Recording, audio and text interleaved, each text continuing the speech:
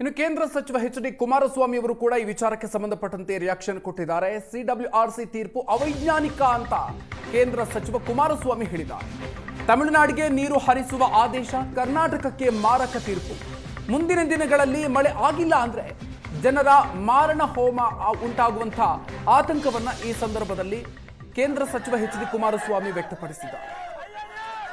ನಿನ್ನೆಯ ದಿನ ದೆಹಲಿಯಲ್ಲಿ ನಡೆದಂಥ ಕಾವೇರಿ ನೀರಿನ ನಿರ್ವಹಣಾ ಸಮಿತಿ ಏನಿದೆ ಅವರು ಕೊಟ್ಟಿರ್ತಕ್ಕಂಥ ಒಂದು ಆದೇಶ ಏನಿದೆ ಅದು ಒಂದು ಕಡೆ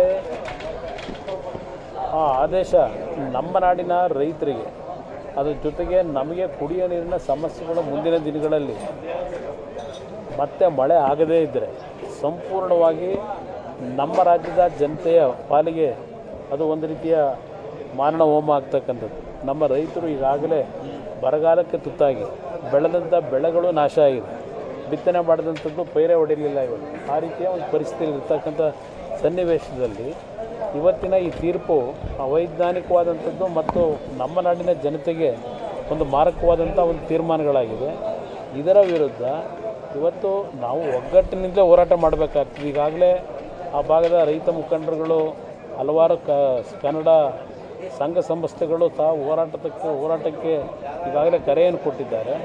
ಅದು ಒಂದು ರೀತಿ ನಮ್ಮ ಒಂದು ಪ್ರತಿಭಟನೆ ನಮ್ಮ ರಾಜ್ಯಕ್ಕಾಗಿರ್ತಕ್ಕಂಥ ಅನ್ಯಾಯವನ್ನು ಇವತ್ತು ತಮಿಳುನಾಡಿನವರು ನಮ್ಮ ಮೇಲೆ ಒತ್ತಡ ಹಾಕಿ ಇವತ್ತು ಏನು ನಮಗೆ ನೀರನ್ನು ಕೊಡಲೇಬೇಕು ಅಂತಕ್ಕಂಥ